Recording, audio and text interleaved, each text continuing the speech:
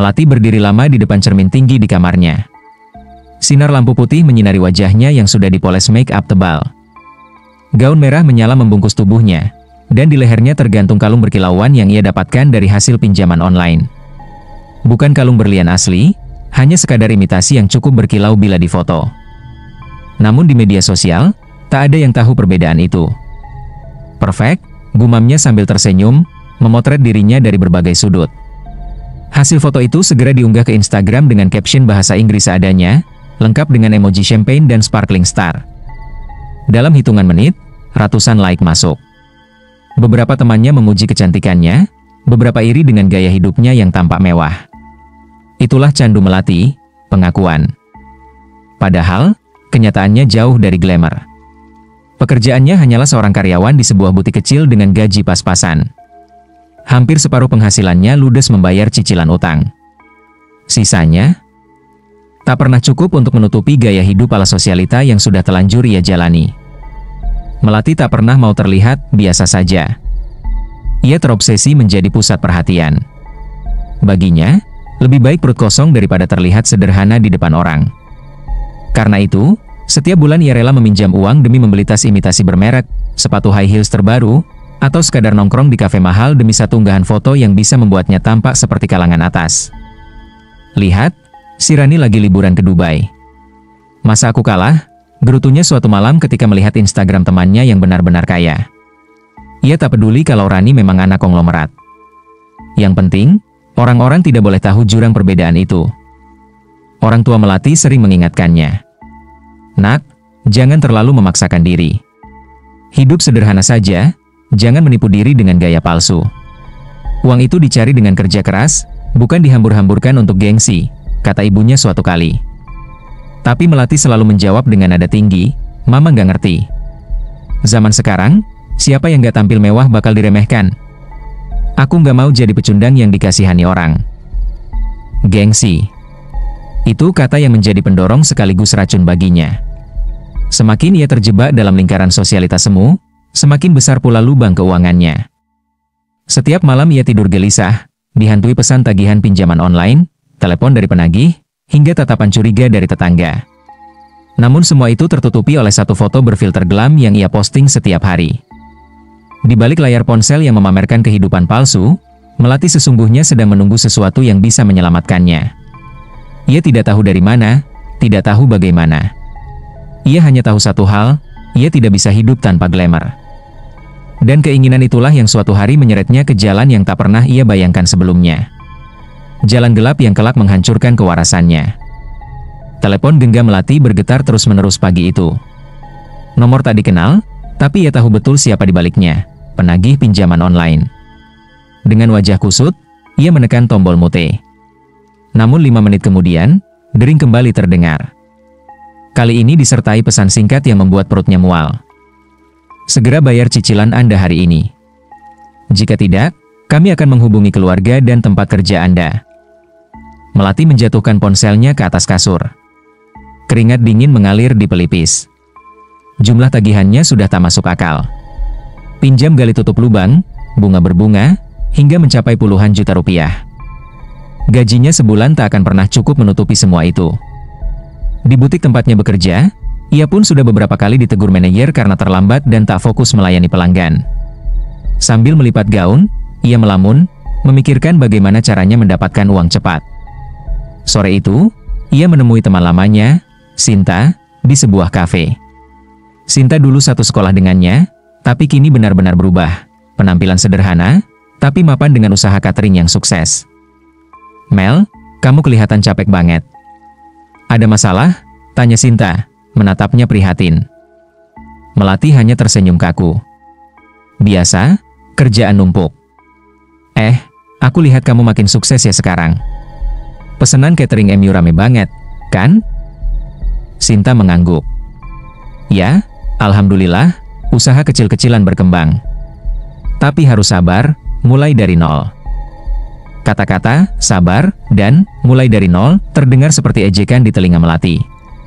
Ia tak mau menunggu bertahun-tahun untuk sukses. Ia ingin kaya sekarang juga, agar bisa membuktikan diri pada semua orang. Malamnya, saat membuka Instagram, ia melihat sebuah unggahan misterius di akun anonim. Foto Gunung Kawi dengan caption, "Kekayaan seumur hidup menanti bagi yang berani berjanji."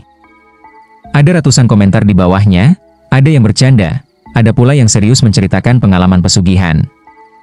Melati merinding. Ia pernah mendengar mitos Gunung Kawi dari cerita lama, tempat orang-orang mencari kekayaan instan dengan perjanjian gaib. Dulu ia menganggapnya tak masuk akal, tapi sekarang, entah kenapa, bayangan hidup glamour tanpa lagi dihantui utang terasa sangat menggoda. Beberapa hari kemudian, ia bertemu dengan seorang kenalan dari lingkaran sosialita, Rika. Saat nongkrong di lounge hotel, Melati berani membuka percakapan itu. "Rik, kamu pernah dengar nggak pesugihan Gunung Kawi?" tanyanya setengah berbisik. Rika tertawa sinis. "Hahaha, jadi kamu juga kepikiran ke sana? Aku dengar-dengar memang ada yang berhasil. Tiba-tiba kaya mendadak, bisnis lancar, hidupnya mewah. Tapi, ya, ada harga yang harus dibayar." "Harga?" Melati menelan ludah. "Ya, tumbal. Kalau kamu berani, konon semua bisa didapat. Tapi kalau ingkar, katanya bisa gila." Kata "gila" membuat tubuh Melati merinding. Tapi jauh di lubuk hatinya, suara lain berbisik, kalau itu jalan menuju kehidupan glamour, kenapa tidak dicoba? Hidup hanya sekali. Malam itu, ia tak bisa tidur. Dering telepon dari penagih bergema di telinganya, bercampur dengan bayangan pesta mewah yang selalu ia idamkan. Antara takut dan tergoda, ia tahu dirinya mulai menyerah pada bisikan gelap. Dan perlahan, keputusasaan itu menuntunnya menuju Gunung Kawi. Malam itu, Melati menumpang travel menuju Malang. Dari kota ia menyewa ojek menuju Gunung Kawi, hanya berbekal alamat samar dari postingan forum mistis. Langit mendung, jalanan berliku, pepohonan rapat menutup sebagian cahaya bulan. Udara dingin menusuk tulang, namun keringat dingin terus mengalir di pelipisnya. "Serius Mbak mau ke sana?" tanya tukang ojek ketika motor berhenti di dekat gapura tua bertuliskan aksara Jawa kuno. Melati hanya mengangguk, pura-pura berani. "Iya. Teman saya sudah menunggu." Padahal ia datang seorang diri. Begitu ojek pergi, suasana mendadak senyap. Hanya suara jangkrik dan gemerisik dedaunan. Di kejauhan, samar terdengar gamelan Jawa, seolah dari dunia lain. Melati menggigil. Ia melangkah ragu ke arah petunjuk yang ditulis di forum, sebuah pendopo kecil di bawah pohon beringin raksasa. Lampu minyak redup menggantung di sana. Seorang lelaki tua duduk bersila, mengenakan surjan hitam. Tatapannya tajam, seperti bisa menembus isi hati. "Kamu yang mencari jalan singkat?" Suaranya berat, menggema aneh. Melati tercekat. Iya, Mbah." Orang tua itu tersenyum tipis. "Gunung Kawi bukan tempat main-main. Semua yang datang ke sini, harus siap membayar harga. Kamu tahu syaratnya?" Melati mengangguk pelan, meski sebenarnya samar. "Saya hanya ingin kaya. Hidup mewah. Apapun caranya." Mbak itu menatap lebih dalam, lalu mengeluarkan sebuah bokor kuningan berisi bunga 7 rupa dan kemenyan. Bau harum menusuk hidung, membuat kepala pening. "Kamu harus berjanji memberi sesajen setiap malam Jumat Kliwon, kopi pahit, rokok kretek, dan kembang. Kalau lalai, kekayaanmu sirna, dan kau akan kehilangan kewarasan." Melati menahan napas. Itu terdengar menakutkan, tapi juga sederhana dibanding penderitaan utang yang menjeratnya. "Lalu, tumbalnya?" tanyanya dengan suara nyaris tak terdengar. Mbak itu tertawa lirih. "Tumbal pertama cukup ayam hitam. Tapi ingat, semakin besar nafsumu, semakin besar pula yang harus kau serahkan." Tanpa pikir panjang, Melati mengangguk. Ia merasa seakan dirinya sudah dihipnotis. Dalam hati, ia membisikkan, "Aku rela, asal bisa hidup glamour." Ritual pun dimulai. Mbak itu menyalakan kemenyan, asap putih mengepul mengitari beringin. Gamelan tak kasat mata makin keras. Dari kegelapan, Melati merasa ada mata-mata merah menyala menatapnya. Nafasnya terengah, tubuhnya kaku.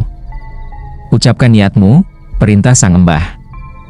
Dengan suara gemetar, Melati berseru, "Aku ingin kaya raya, hidup glamour, dihormati semua orang. Aku rela berjanji, asal semua terkabul." Tiba-tiba angin kencang bertiup. Api lampu minyak bergetar, hampir padam. Asap kemenyan membentuk wujud samar-samar menyerupai manusia dengan wajah tanpa mata. Sosok itu berbisik ke telinga Melati. Janji diterima. Hidupmu akan berubah. Tapi jangan pernah lupa, kau milikku sekarang. Melati pingsan seketika. Ketika terbangun, pagi sudah menjelang. Pendopo kosong, hanya tersisa bekas bunga layu dan abu kemenyan. Di saku tasnya, ia menemukan gulungan kain berisi sejumlah uang tunai, lebih banyak daripada gajinya sebulan. Matanya berbinar. Ketakutan semalam lenyap, berganti euforia. Ia tersenyum lebar. Perjanjian telah dimulai. Beberapa minggu setelah malam di Gunung Kawi, hidup Melati berubah drastis. Uang seolah mengalir tanpa henti. Awalnya ia terkejut ketika sebuah toko online yang ia jalankan secara iseng mendadak laris. Pesanan datang dari berbagai kota, bahkan ada pelanggan misterius yang membeli barang dengan harga berkali lipat tanpa menawar. Tak lama kemudian, ia mendapat tawaran kerjasama dari seorang investor yang tiba-tiba muncul entah dari mana. Dengan modal yang sebenarnya minim, butik kecil tempat ia bekerja pun berkembang pesat. Melati berhenti jadi pegawai, kini duduk sebagai pemilik usaha. Rumah kontrakan sempit ia tinggalkan. Dalam hitungan bulan, ia pindah ke rumah mewah di kompleks elit. Garasi rumah itu segera diisi mobil keluaran terbaru. Barang-barang branded yang dulu hanya ia pinjam atau beli tiruan, kini benar-benar menghiasi lemari. Wow, Mel, kamu makin sukses aja. Apa rahasianya? Tanya seorang teman sosialita saat pesta di rooftop hotel bintang 5. Melati hanya tertawa anggun, menyesap champagne. Kalau kita percaya diri dan berani ambil risiko, semua bisa tercapai, jawabnya enteng. Padahal di dalam hati, ia tahu persis, semua ini bukan hasil kerja keras, melainkan hasil perjanjian gelap. Namun kilauan permata terlalu indah untuk disesali. Hari-harinya dipenuhi pesta, undangan gala dinner, liburan ke Bali, Singapura, bahkan Eropa. Foto-fotonya memenuhi media sosial, disertai ribuan likes dan komentar iri. Akun gosip bahkan mulai meliputnya sebagai sosialita muda sukses. Namun, di balik senyum yang selalu terpampang di publik, ada bayang-bayang yang menghantui. Setiap malam Jumat Kliwon, ia menyalakan kemenyan, menyuguhkan kopi pahit dan rokok di sudut rumah mewahnya. Sesajen yang dulu ia lakukan dengan gemetar, kini menjadi rutinitas. Tetapi setelah ritual itu, ia selalu dihantui mimpi buruk. Sosok tanpa mata dari Gunung Kawi datang menatapnya, kadang menjerit di telinganya, kadang hanya berdiri di sudut kamar. Semakin besar keinginanmu, semakin besar pula yang harus kau serahkan, suara itu terus berbisik. Melati sering terbangun di tengah malam, tubuhnya basah oleh keringat, namun ia menutupinya dengan tidur kembali di ranjang empuk penuh selimut sutra. Kadang-kadang, ia merasa ada bayangan melintas di cermin saat ia berdandan. Kadang, suara gamelan samar terdengar dari kamar kosong. Pernah sekali, ia menemukan bercak darah di lantai marmer ruang tamu, yang lenyap ketika ia kedipkan mata. Namun bukannya takut, Melati justru menepi semua itu. Itu cuma bayangan. Yang penting aku punya segalanya, batinnya keras kepala. Keluarga mulai khawatir. Ibunya sempat berkunjung dan berkata, "Nak, Mama lihat kamu berubah. Hidupmu memang mewah, tapi wajahmu sering pucat, matamu kosong. Apa kamu benar-benar bahagia?" Melati tersenyum tipis, menepuk tangan ibunya. "Ma, inilah hidup yang selalu aku impikan. Mama tenang saja." Tapi setelah ibunya pulang, Melati menatap dirinya di cermin besar kamar, dan seolah melihat wajah lain yang menempel di bahunya, wajah pucat dengan mata merah menyala. Ia menjerit, lalu segera menutupinya dengan memanggil make-up artis untuk merias dirinya. "Selama aku masih bisa terlihat glamour, tak ada yang perlu kutakuti," gumamnya sambil merapikan lipstik merah darah.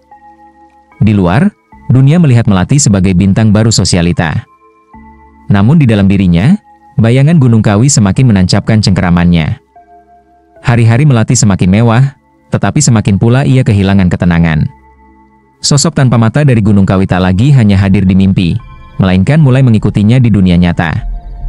Suatu malam, ketika ia tengah menghadiri pesta ulang tahun sosialita di ballroom hotel, ia melihat bayangan hitam duduk di kursi kosong sampingnya.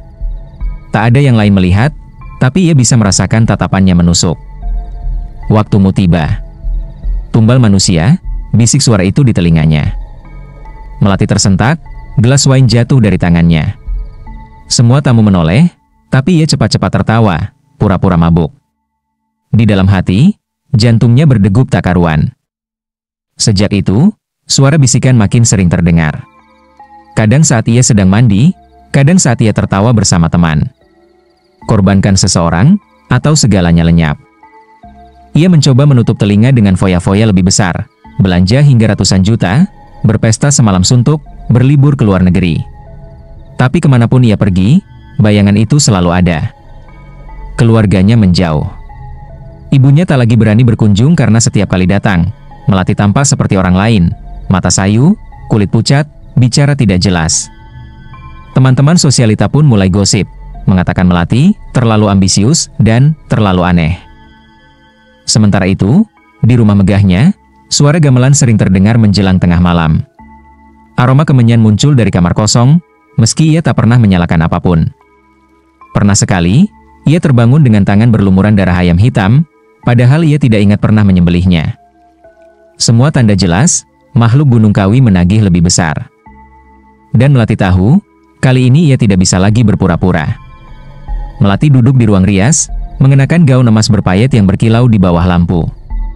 Malam itu ia akan menghadiri sebuah gala besar, pesta amal yang diliput media nasional.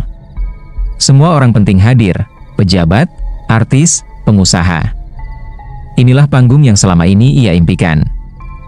Namun wajahnya pucat. Bedak dan lipstik tak mampu menyamarkan lingkar hitam di bawah mata.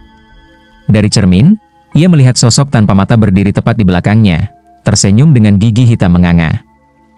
Waktunya. Tumbal manusia. Kalau tidak, aku ambil jiwamu, suara itu bergema. Melati menggigil, memalingkan wajah, tapi ketika ia menoleh kembali, bayangan itu sudah hilang. Di gala malam itu, Melati berusaha tampil sempurna. Ia berjalan anggun di atas karpet merah, kilau gaunnya membuat kamera wartawan berdesing. Orang-orang memuji, berdesakan untuk bersalaman. Namun di telinganya, bisikan itu tak henti-henti, korbankan seseorang di sini. Malam ini. Di tengah acara, saat musik mengalun lembut dan tamu bercengkerama, Melati merasa sesak napas. Matanya berkunang. Ia melihat darah mengalir di meja prasmanan, padahal orang lain hanya melihat hidangan mewah. Ia mendengar gamelan bergema, menutupi suara orkestra. Tiba-tiba, ia berdiri di panggung tanpa sadar. Mikrofon di tangannya, tubuh bergetar. Kalian semua, hahaha, kalian semua akan jadi tumbal, teriaknya lantang. Para tamu terkejut. Beberapa tertawa, mengira itu lelucon. Namun seketika, Melati mulai mencakar wajahnya sendiri. Gaun emasnya ia robek, rambutnya berantakan. Aku sudah kaya. Aku sudah ratu. Tapi mereka menagih. Mereka ada di sini. Lihat. Lihat mereka. Jeritnya sambil menunjuk kursi-kursi kosong yang bagi orang lain hanya kosong, tapi bagi Melati penuh dengan sosok hitam bermata merah. Suasana berubah kacau. Tamu berteriak, sebagian merekam dengan ponsel, sebagian mencoba menolong. Namun Melati menendang, menjerit, tertawa lalu menangis, suaranya bercampur histeris. Akhirnya, beberapa satpam naik ke panggung, menahan tubuhnya yang meronta seperti orang kesurupan. Mikrofon jatuh, suara gamelan samar masih terdengar di telinganya meski tak ada satupun yang mendengarnya. Di tengah kerumunan panik itu, Melati menjerit sekali lagi, "Aku milik Gunung Kawi. Jangan ambil aku. Jangan." Lalu pingsan di panggung, di hadapan semua orang penting dan kamera yang merekam segalanya. Malam itu, dunia sosialita Indonesia geger. Bintang baru mereka hancur dalam sekejap. Sejak malam gala itu, hidup Melati berakhir. Video histerisnya viral di media sosial. Potongan gaun emasnya, jeritan tentang tumbal, tawa tangis bercampur jadi bahan ejekan. Media gosip menjulukinya sosialita gila. Tak lama, ia dimasukkan ke rumah sakit jiwa oleh keluarganya. Di sana, ia duduk termenung di sudut ruangan, rambut kusut, bibir pecah-pecah. Kadang ia tertawa sendiri sambil membayangkan pesta, kadang menjerit memohon agar jangan diambil. "Aku harus tetap cantik, aku harus tetap kaya, jangan ambil aku milik Gunung Kawi," gumamnya berulang-ulang, membuat perawat bergidik. Harta yang dulu ia banggakan lenyap dalam sekejap. Usaha butik diambil alih oleh orang lain, mobil mewah disita ban, rumah dijual untuk menutupi utang yang ternyata tidak pernah benar-benar hilang. Teman-teman sosialita yang dulu mengelilinginya kini menjauh, tak ada satupun yang datang menjenguk. Ibunya hanya bisa menangis tiap kali melihat putrinya, yang dulu cantik berseri kini hanya bayangan kosong dengan mata sayu dan senyum miring. "Nak, kenapa kamu tak percaya pada kerja keras? Kenapa memilih jalan cepat itu?" bisiknya lirih. Melati tak menjawab. Matanya terpaku ke sudut kamar, seolah melihat sesuatu yang tak kasat mata. Senyumnya melebar, lalu ia terkekeh pelan. "Lihat, pesta sudah dimulai. Mereka menunggu aku." Bagi dunia, Melati hanyalah kisah tragis seorang wanita yang terlalu rakus akan glamour. Tetapi bagi dirinya sendiri, ia masih terjebak dalam pesta abadi, pesta tanpa akhir bersama bayangan hitam dari Gunung Kawi. Dan di sana, dalam kegilaannya, Melati tetap merasa sebagai ratu. Ratu glamour yang dibayar dengan kewarasan. Hikmah dari kisah ini adalah bahwa obsesi pada hidup glamour dan jalan pintas untuk meraihnya hanya akan membawa kehancuran. Kekayaan yang diperoleh tanpa usaha jujur hanyalah ilusi, selalu disertai harga mahal yang harus dibayar. Ketika manusia membiarkan gengsi dan nafsu menguasai diri, ia bisa kehilangan bukan hanya harta, tapi juga akal sehat, martabat, dan cinta orang-orang terdekat. Demikianlah akhir dari cerita ini. Terima kasih sudah menonton sampai akhir. Jangan lupa like, komen, share, dan subscribe channelku agar tidak ketinggalan kisah-kisah berikutnya. Wassalamualaikum warahmatullahi wabarakatuh.